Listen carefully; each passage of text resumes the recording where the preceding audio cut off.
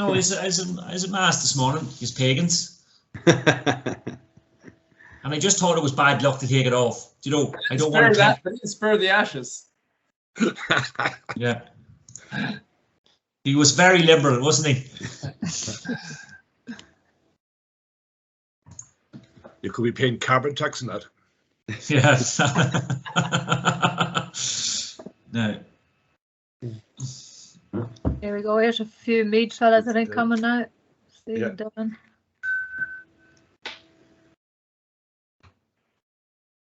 Hey, Stephen.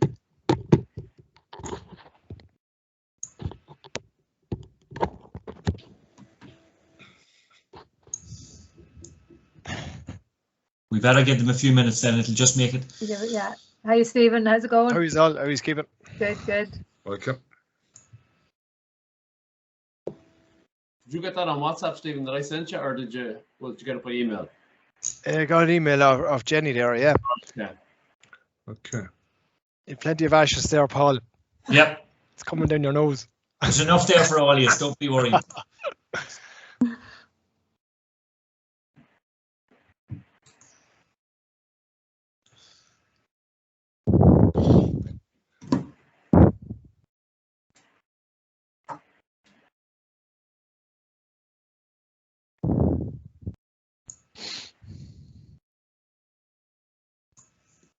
Now, I think you still have me set there to share, so I'm just going to get the PowerPoint up, okay, and then we get going.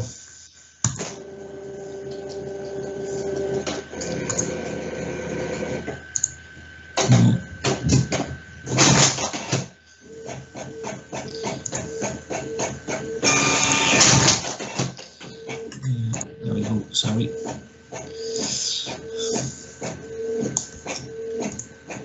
Can we all see that?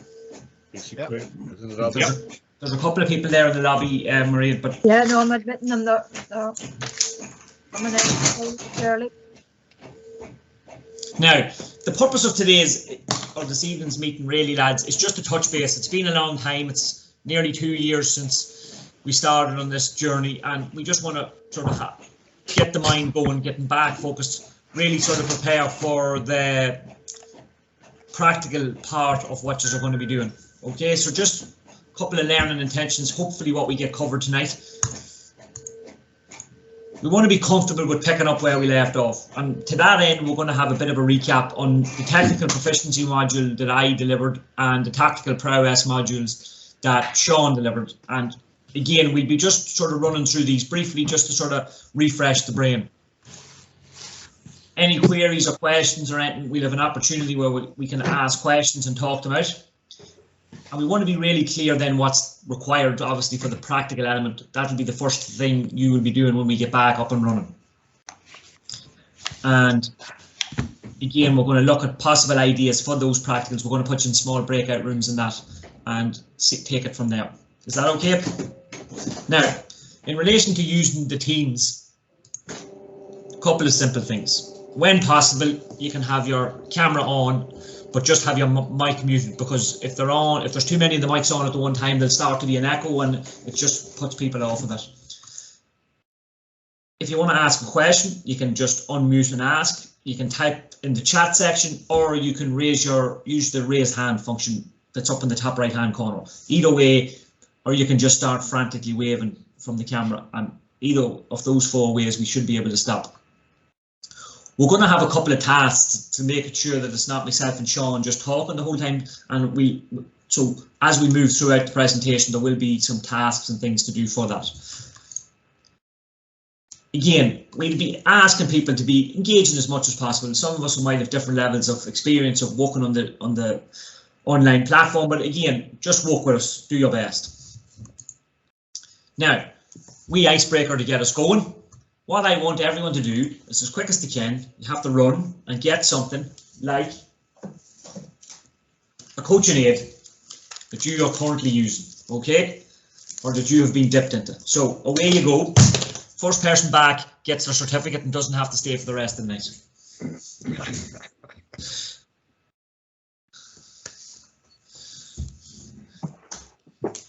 Note, I can still see his all sitting there, boys. I have one here. I've Colin. Colin Nally. Yeah, it was that. I should have made it. I have a paperless setup. I wouldn't have carry books. Oh, who said that? That's thinking on your feet anyway. We'll give you credit for that. Better Lundberg did that. No. Oh yeah. Yeah. Nally we'll probably be paying off Nally's mortgage, the whole lot of us that we have all the books. Bought 5 of them, yeah.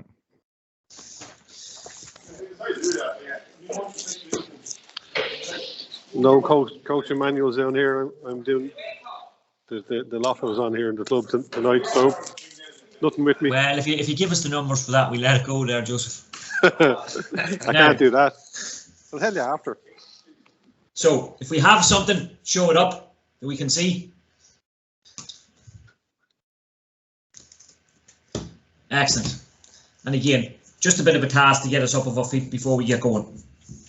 Now, the next thing on the chat function, let me just minimize that, is what we want to work on.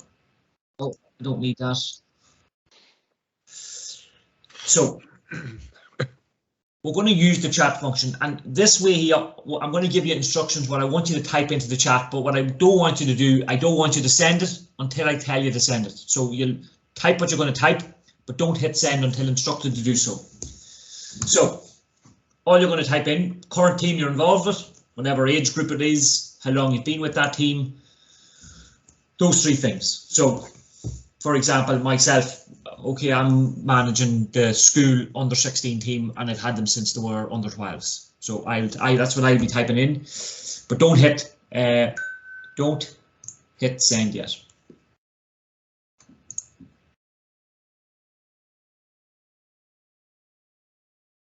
Don't hit enter.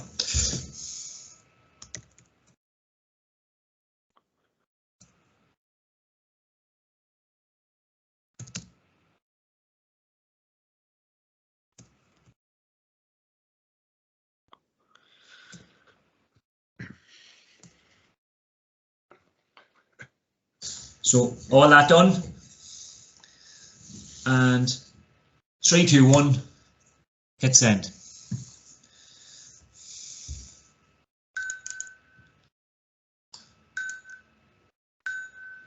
Now, the reason why we're doing that, that's just to try, but that just now lets us, myself and Sean, see where everyone's at. So, for example, Ron's with the Glen Emmets on the 15s, been with them 4 years. Fecken's on the 14s since under 6s. St Michael's on the 14, last 3 years. Sidden's on the 13s, past 3 years. RD on the 16s and 17s for 3 years. St Joseph Secondary School, second year team, 2 years with them. None at the moment. There's a man, if anyone needs a hand, it's free. Nave Martin under 13s, Nave Martin under 14s, St Mary's RD. But the reason being that we'll be doing a couple of tasks differently. And by me getting you to type it before you hit send, it means that we are getting a plethora of different answers. So rather than, for example, Niall's in the centre of my screen, Niall says something, and then Joseph says, I agree with Niall, and Anthony says, oh, that's the same answer I have, and we're not sort of working, and that's just the reason behind that. Is that okay? So, next slide is just a quick recap now on the technical proficiency, and that was the one we did way back in February 2020. Now, just a quick recap on actually what the technical proficiency element of it was. It's about the ability to perform the underlying techniques of the game accurately, consistently, and at match tempo. And if you remember back at the time, one of the things that we really hammered home, that ability is a skill and it can be developed. So we can work and develop players' technical proficiency.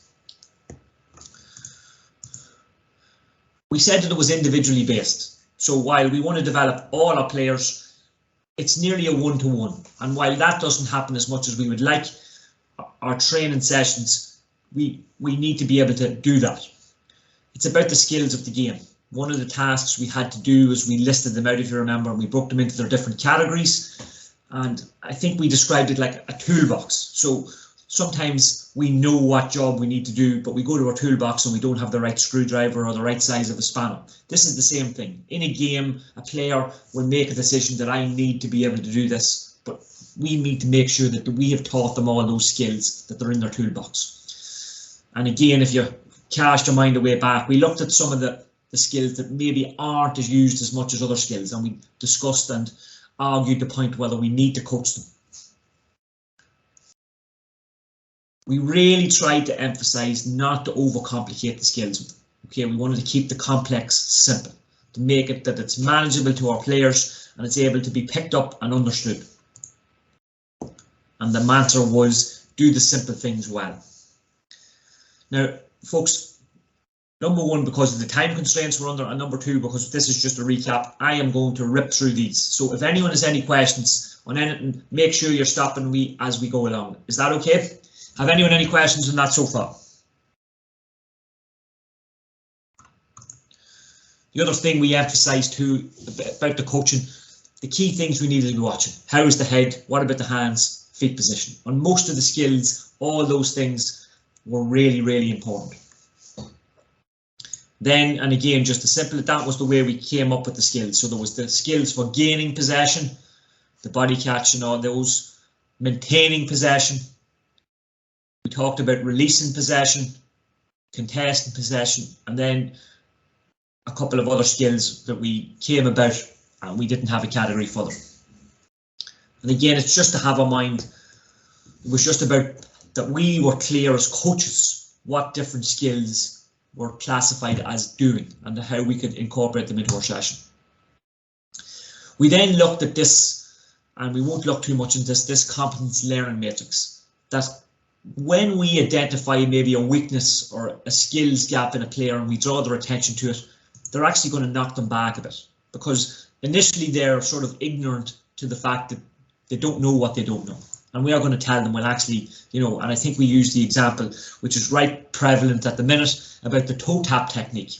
You know, the left hand to the right foot is seen as not being correct, whereas they're now saying, well, maybe we leave that because of David Clifford and other players. But sometimes if you identify a flaw or something that they're not doing so well, it knocks them back a bit, because now they know what they're not doing correctly, and that then has a psychological effect on them.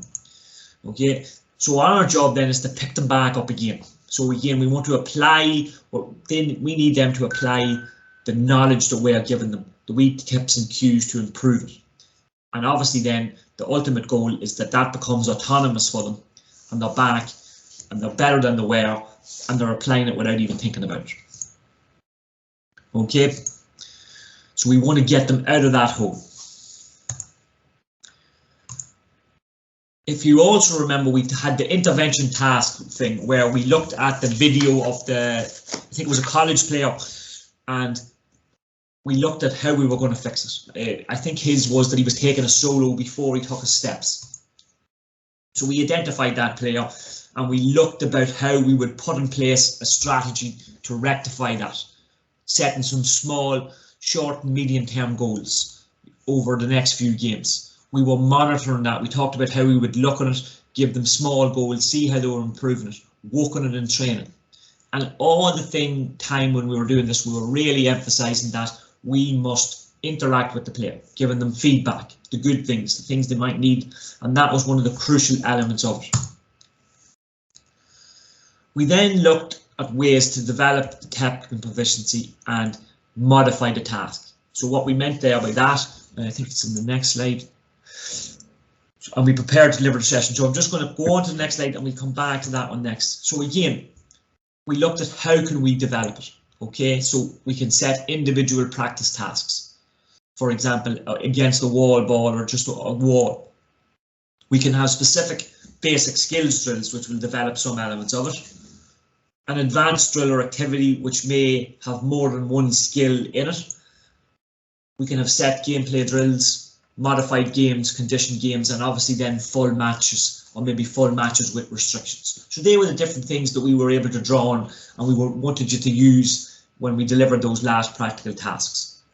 Other ways we could then develop it and change the activity was the movement. You know, if it's a case of it's a basic drill, it might be just kicking over and back, and there's limited movement. And we build that up towards we have them moving to set cones, and then maybe develop it further in a game where we aren't in control of the movement. So they must build up the competencies. The speed of it, again, if you refer back to the initial quote, we are aiming for match pace, but we must build that up slowly. Reducing the time and space players have on the ball also has a bearing on it. The non-dominant side, adding opponents, having other techniques, so that then builds up the decision-making element, which runs into the next bit. And then if it's invasive or non-invasive. So if it's in a game situation, obviously it's invasive, or it could be in a zonal element of it. Now, technical proficiency in action. Enough talking from me. I'm just going to minimize this a second. Bear with me. So, has anyone any questions on that? Are we happy enough now, having just had a brief look back over that? Is there anything there that anyone's not clear on, or would like to clarify a wee bit more?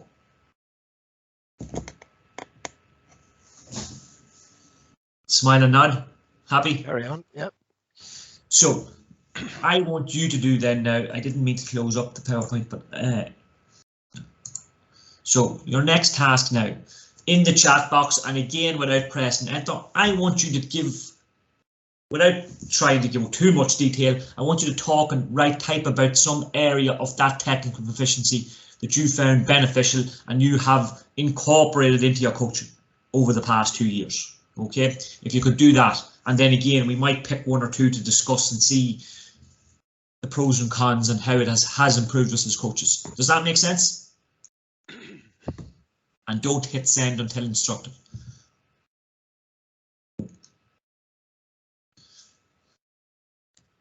Paul, Sean here. Yep. Are you showing the PowerPoint screen? Because I can't see it at the moment. No, I haven't shared it. That's fine. That's fine. That's fine. Thank you. I'll just put it back up there with the task on it. That's fine. I have it now. Thank you. Sorry.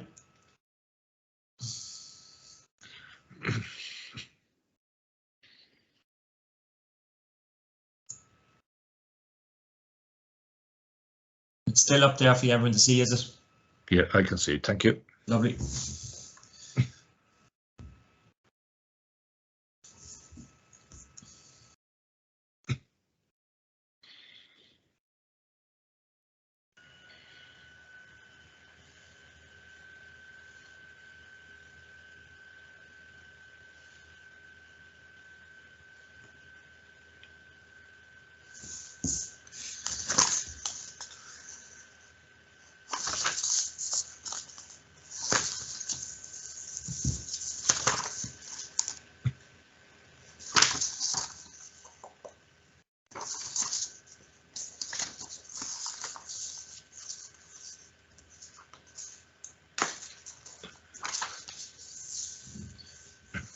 I'm still a bit of typing, so we're under no pressure here.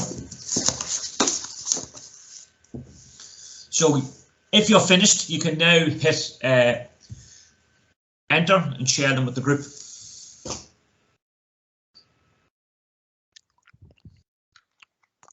And again, I'm just going to call out a few of these. Again, and I might paraphrase some of them too. So there's Niall's very good, you know, working at a basic level and then building it up to match pace scenario. Sending there the game time, the speed drills over shortest distance, the spot and fix, target and the near hand tackling, very good, and then the increasing the tempo, excellent. Oliver there, the modified games 2v1, very good. Personal development plan, again very good, Ron.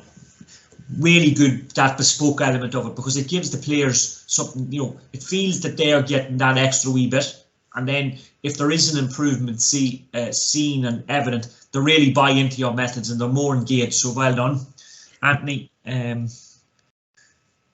Throwing the ball up before kicking it, yes. Oh, excellent, another good example of an individual one.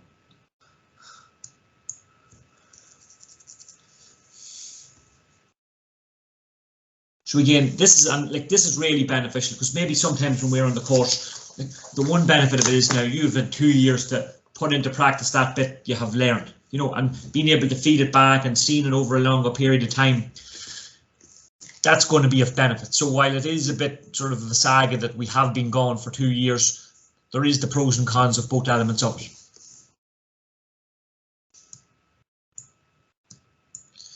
Now, before we move on to passing you over to Sean on the tactical prowess, is there any questions there, technical proficiency wise, that anyone has, or anything for clarification, or any points to make?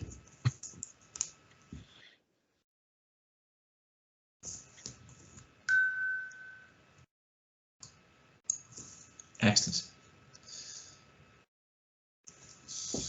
There's another one, sorry. Footwork, reading the player and position, when to apply pressure. Very good. Excellent.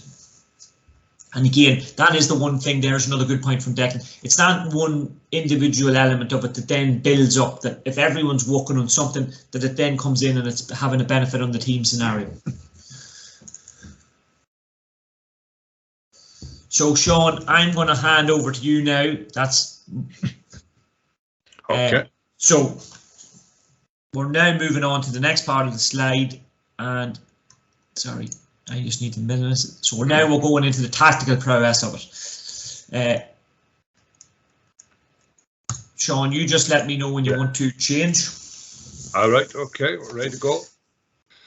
Just before we move on to the tactical prowess, I was just listening there. A lot of the coaches actually are working with actual youth teams, and I just say when you're doing technical development, if you have help with you, it might be nice to have a coaching corner where you can take players out for 10 minutes, you know, do a little bit of work with them and let them back into the group again.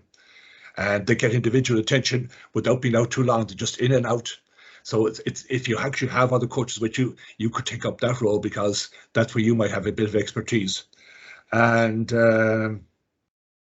again, I would just think of doing something like tackling, to be able to look underneath and see what is the basis. If they haven't got reasonably good fitness and agility, I mean, they're unlikely to be able to execute the tackling. So for an Award 2 coach to be able to see that is the foundation, that would go on for weeks before it. Okay, just moving on to tactical prowess. Tactical prowess really is an understanding of the game and being able to make decisions. And we probably would say what really defines the top players is their ability to make the right decisions in the right situation each time. And again, as Paul said, because we mentioned the word ability means it's a skill and it can be developed. But what we often do as coaches, we can point out what is wrong without ever creating the opportunities where players can learn. And knowing what to do and when to do it. Okay, the technical would be about the how, but knowing the decision-making way is what to do, when to do it. Decisions on and off the ball. And I like this because I think when you're down at the younger players, the children, they tend to follow the ball, and the ball actually influences everything. And that's why they crowd, and we actually have to manage that by making zones. But I think from 14 upwards and even before that, we should be talking about playing off the ball.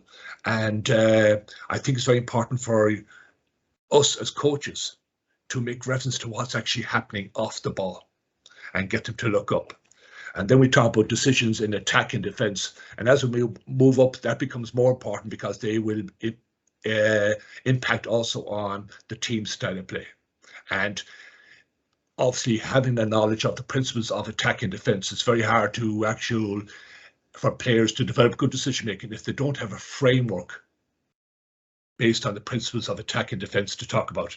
And that is something, if you work with youth players, I think it's good to do it and talk about it. And when you talk about games, that you refer to the principles all the time.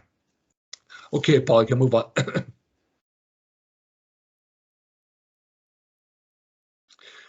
Now, there are two types of learning that we talk here, and this is important. Implicit learning takes place when you learn the skills through practice. You're not directly being told. Explicit learning is when you're learning through skills and you're getting direct verbal instruction. Now, why did I mention this? Well, simply because people who learn things implicitly, it generally transfers better into games. And research would show as well that when players are tired and players are distracted, they're better able to deal with it if they've learned them implicitly. So what we're saying is we actually have to allow them to play without too much direction. Yes, direction's important at times. When you could say, if you give them a halftime talk, or you want to give message to them, that might be very actual explicit coaching because you don't have time for them to actually think about and reflect. But generally in training, you get plenty of opportunities to let them learn implicitly, let the game flow. And then by your questioning afterwards, help them to extract the learning from it. Okay, Paul. Then what are your role as coaches in that situation? So if you want them to learn to make decisions in a match, you've got to set up situations where there actually are choices to be made and there are options. So set-up situations are likely to occur in a match. So it could be a sideline ball, we'll say, on the 45. Unlikely that you'll actually score directly. So what do we do? How do we organise that we get into the scoring zone and who comes on the ball in that situation to shoot? Help players identify the options that are available. Now, there are a lot of ways of actually doing that, but our job is in the course of the activity, maybe freeze frame it. Okay, 2 blows and a whistle. What happened there? Why did you make that choice? Now, I use the word, why did you make that choice to the player? They would say not necessarily always the best way to go because why tends to be accusatory. So if I turn that around and say, I'm interested to know what informed your decision. It's the same actual question, isn't it? Why did you make that choice? I'm interested to know what informed your decision. We'll probably more likely get a more positive response. Help the players to assess the options. And the best way to do that is to questioning and guided discovery. What happened? What did you see there? When you made that choice, had you considered any other option? Why did you give that a loading more than the other? Set up situations a player can practice their responses in a given problem until they have perfected. Now, what they're saying there is this has got to be repeated. Okay, there's still variety in it, but there must be a lot of repetition because players need to practice in these given situations till they get an actual picture in their mind and they can do things without thinking. Scanning needs to be taught at an early age. Now, this would particularly apply to a lot of the age groups that you're dealing with there, because you'll often find that younger players tend to, first thing they tend to do, as some say, they tend to take a play on the ball, be it a hop or a solo. That often means that their head is down. And they might miss the best opportunities for actually delivering the ball in that situation. And I know actually in Kerry for years, they had this idea at younger age players that one play on the ball and sometimes no play on the ball. And it's interesting to try that training because what you'll actually see is you'll see players off the ball moving because they know the ball is going to come. So they're making decisions. And the player on the ball has to make decisions then as to who does he actually decide to give the ball to. First thought decision making should be encouraged. What we're saying there is, look, part of decision making is messy and there will be mistakes. And what we're really saying is, as coaches, we want them to learn. And some of the best learning is done from errors. So then we must accommodate errors. So once they actually do a bit of learning from it, and we just want to do first thought decision making, and those, what you say, do it. We don't want hesitation in what they're doing. So we've got to be very careful that if a person actually repeats something 2 or 3 times, it's not right, be careful how you actually approach it with them and maybe do it in a one-to-one situation. The player in possession should make the decision. I think that comes basically from players demanding the ball and shouting for it. And a general rule would be let the player on the ball make the choice. If you're off the ball, you create the options and let him choose the option. If he makes the wrong option, then let the coach deal with that. Players off the ball can advise the player. Good communication important. Now, this is something that actually is coming a lot into adult team games where a team would actually have a language, 2 words, where you give information to your fellow player as to what to do. So in other words, a good example would be a high ball in, covering behind, 2 words, covering behind. Off the shoulder, shoulder right, shoulder left. So that type of thing, just 2 words. and it's good to develop, and it becomes the actual, you could say, it's the player's language of communication, but also comes part of team play later on. Okay, Paul. Now, this part here, it's important for you as a coach. You're looking at the part of the iceberg that's below the water. What actually happens when a player's making a decision? So you've got a situation. He's got to actually size up the options. What options are available to him? Now, how does he get that information? Basically, it comes mainly through the eyes, but also could be through the ears, where he's communicated with, and some of the communication could also be visual. And then there's also the kinesthetic, where he can actually feel. For example, the ball's played into a full forward, and he can actually feel the full back coming tight on him. He can feel him on his right shoulder. Well, that tells him automatically that there might be room to actually swing left on that ball, turn left on it. And he picks that up from experience. So he picks up information from the surroundings. Now, the other thing is, as well as picking up information, he's also has to decide very quickly is what information is relevant and what information is not relevant at all. It's just a distraction. And he's got to learn how to block out the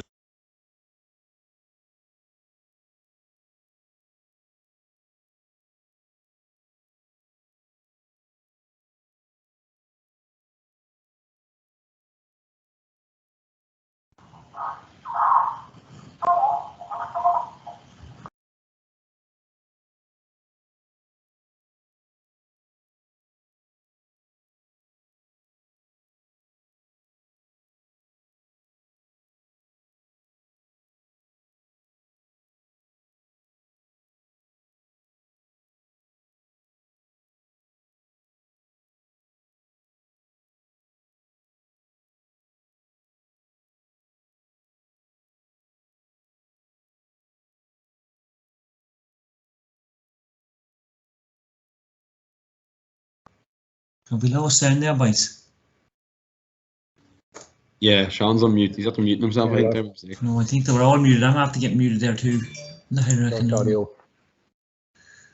Oh, see, I don't have the proof now. Can you hear me now? Sean, you're on mute there. I don't know what happened now. there. Yeah, Are you back now? everyone seemed to get muted there. Somebody, yeah. Yeah, it's Deadly. just happened across the board. Did you miss anything there? Do I have to go back? Are we okay? No, only just a week. It's only just after happened, isn't it, lads? That's fine. That's fine. Okay, move on, Paul. We're just going through the actual main content of the course. That's all.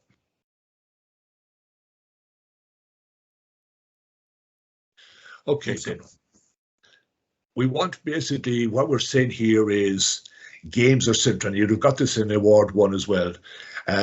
Drills can be useful for skill development, and you're going to see a lot of repetitions, but ultimately that skill doesn't necessarily transfer readily to game situation, because the game situations there's a lot of fluidity, there's a lot of distractions.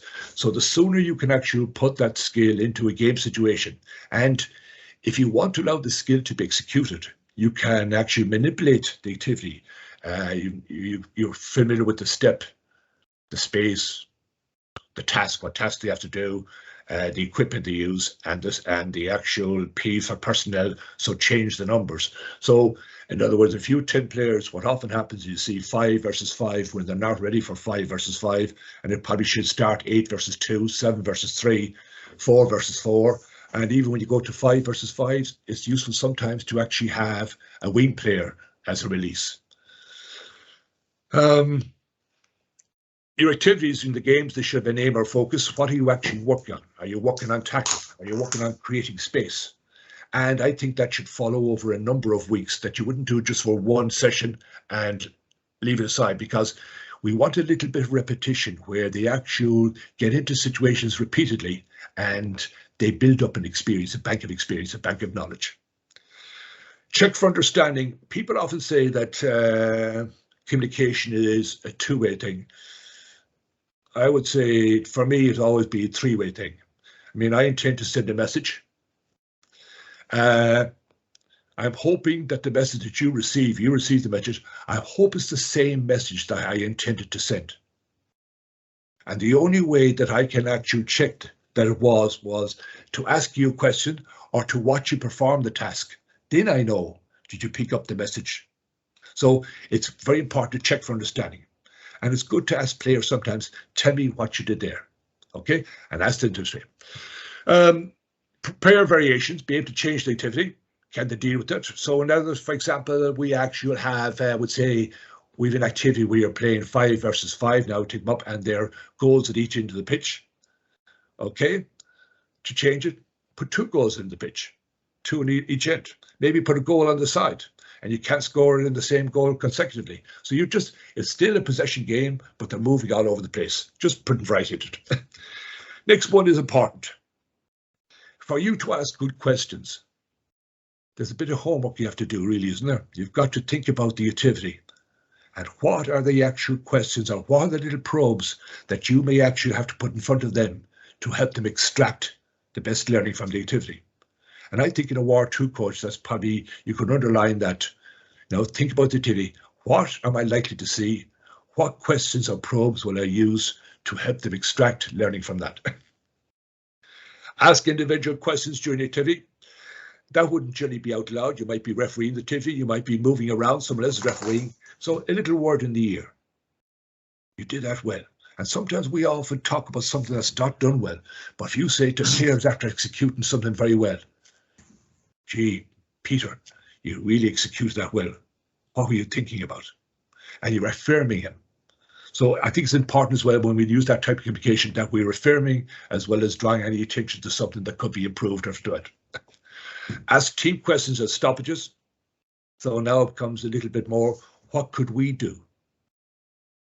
Or what should we have done better? Rather than what you are doing.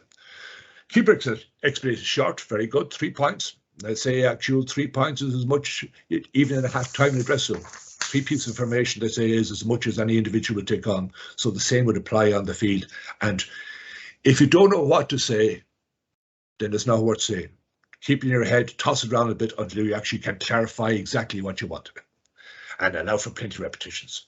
Okay, move on, Paul.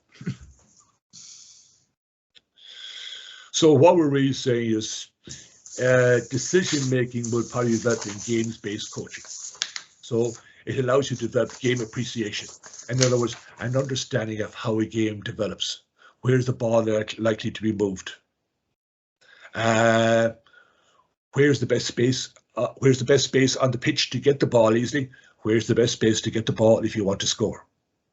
And little by little, they develop that appreciation. Perceptual and tactical awareness. Again, perceptual is actually looking away from the ball and being able to actually pick up signals from your teammates or from the opposition, so that helps you actually make better decisions as to where to go and what to do. I moved on then to encourages creativity. Many times we actually, as coaches, we tend to give the answers. If we're given the answers, then they have no decisions to make. And very often you can even see the senior level, when things go wrong on the pitch, you'll see heads turning over to the sideline and they're looking for direction from the sideline. And that can often mean that that team could be overcoached. They haven't been encouraged to make decisions themselves. So the answers has always come from the coach. Has he got the answer today? Where really they should be develop the capability to make those decisions themselves. Sometimes a good idea to set a task. And to give an example, we'd say there is, suppose you're playing in a grade, you're playing 6 versus 4, and actually it's a possession, just keeping possession. So for the 6, you might say to them a condition, no return pass. All right, what you're trying to encourage there is you want to use as many players as possible, and they've got to communicate. But to the 4, you might be saying to the 4, is there any way we could actually, what's the best way to get the ball back at these here? Where are they most vulnerable? And you're hoping they'll come up with something like, okay, when they pass into the corner, they have limited space. Why have they limited space? Or you've got the 2 lines to come together. So that might be an opportunity where we put a press on. And you draw that from them. So just encourage creativity. And then the last part there encourages greater relevance to competitive force performance. Okay, Paul. Sorry, I'm after making a mistake there. Oh. So I'm going to just skip that second last one, Sean, and we go to the task bit because we're just a bit tight for time. Yeah. Okay, very quickly there. Okay, there's nothing really there that we actually cover anymore. You've got. I sent you on some resources. Email them on to you. I think Maria would get them out to you, and I think there's some very good reading in that will actually be good, provide you good information in your coaching. So I think Paul, I'm more or less finished there. I think I've covered. Yep. I'm just going to escape out of that there for a minute. And again, the last thing, and I know we're just nearly at the time, I would ask you just to stay for maybe 3-4 minutes, because we're going to just put you into breakout rooms to have a bit of a quick chat before we go away. And the key thing is, we were going to show you a sample one now, and I'm literally going to, I'm going to just show you up, because I'm not even going to share on the screen. Now, this is it. Now, when I say you're not going to be able to read this, I'll share it. But for the task itself, for the booklet, you don't have to have anything too fancy. You can have it drawn out that it's easy enough that if someone looked at it, they would know, and then a couple of bits of writing. Sometimes people, I got a couple of emails the last time, people were getting very stressed about how much detail needs to go into it. It needs to be, obviously, have a brief outline. But remember, you're going to be showing this to whoever's assessing you or having a look at you to talk you through it. So it's not that it's going to be one of the books that's getting published, okay? A couple of key pointers, a couple of learning outcomes, and the things you're looking for, okay? In relation to the decision making, you know, there doesn't have to be that much. I know there's maybe 4 activities that you have to do. They could be the same activity, just tweaked. And just to give you a quick example, the one there is it's a 2v1 walking a goal. So because it's 2 attackers versus 1, there's some element of decision making, but there's not an awful lot, because it's either go myself or pass. And then the defender has to decide whether to stick with his man or go to the man. So that's a certain level of decision making. Very easily, to double the amount of decision making someone has to make there is to add 2 more people. Does that make sense?